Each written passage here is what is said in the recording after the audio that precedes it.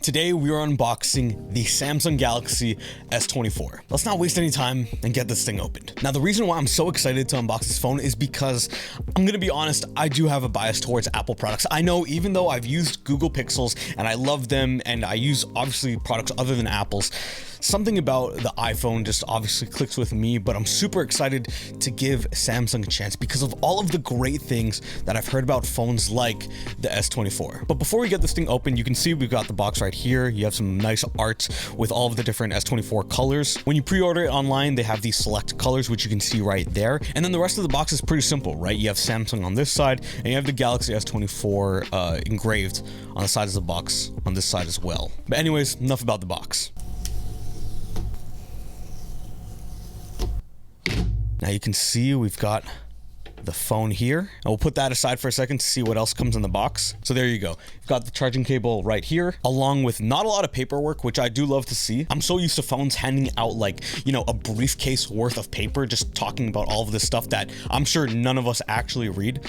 So it's cool that Samsung has kind of kept it a little bit compact. And of course, as you can see right there, we've also got the SIM tool. Now, enough of that. Let's actually look at the S24 itself. First things first, this phone, like, I love Apple products, right? I'm acknowledging my biases here. This is a really good looking phone. Like, I'm not even like, I don't know what it is even about this phone here. This is my current daily driver, which is the iPhone 15. And honestly, looking at them side by side, I don't know if it's because the phone is brand new or what it is, but first of all, I just love the sapphire blue on this phone as opposed to the iPhone 15. The shininess of the rail actually looks really, really good to me. Like, you know, the rails on this phone, it's a little bit more subtle, it's a little bit more matte finished, it's a little bit more laid back, whereas the S24 just has this really, really nice shine that makes it look so much more luxurious than it might appear to be. And the same thing around the 3 camera units, right? Like, honestly, there's just that little shine about it, and you know, it's these little things that I love about smartphones, these little engineering things. That's why I don't have a case on my current phone right now, is because I actually like to look at, like, you know, all the engineering that goes into making phones that look this good. And the S24, honestly, right now is setting the bar pretty high. The camera units look really big, so I'm definitely excited to test out the photo capabilities. And honestly, just holding it in the hand, it is obviously a little bit more slippery than, you know, my iPhone 15 because it doesn't have that matte textured back. But what I can say is that it's really light in the hand. Like, this feels really good to hold, especially when compared to my 15 right now. Like, this, I don't know, something about this phone is just clicking in my hands, which is, again, setting the bar really high, which is nice to see. Anyways, enough yapping. Let's actually get this phone turned on. Okay, that's not a strong start.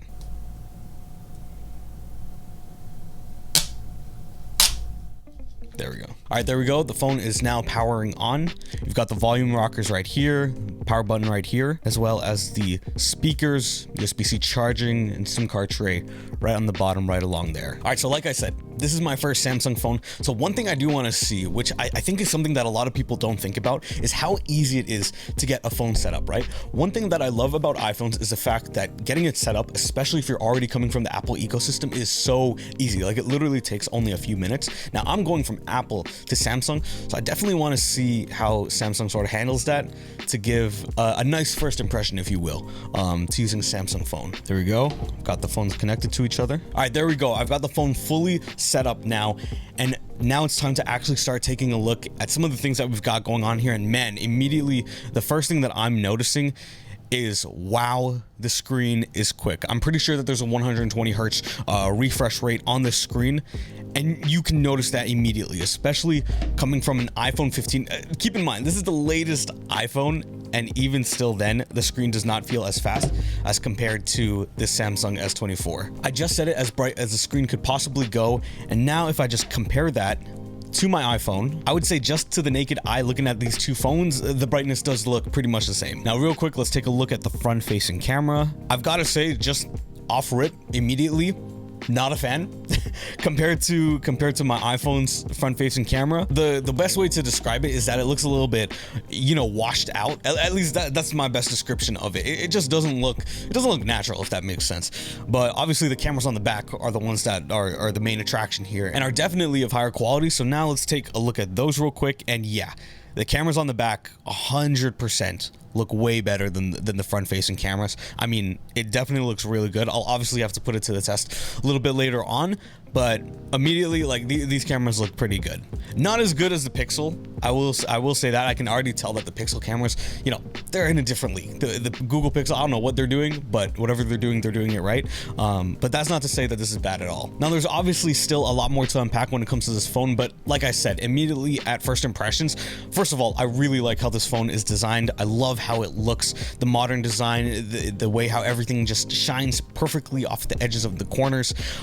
This is a really good looking phone. And of course, the screen, right? Like I said, it's Samsung. Of course, they're gonna nail it when it comes to the screen. Everything feels fast, fluid, and smooth, and I'm definitely excited to keep using this phone over the next little while. If there's anything that you guys want me to specifically cover, be sure to let me know in the comments. And if you've enjoyed this video, be sure to subscribe, and I'll see you in the next one.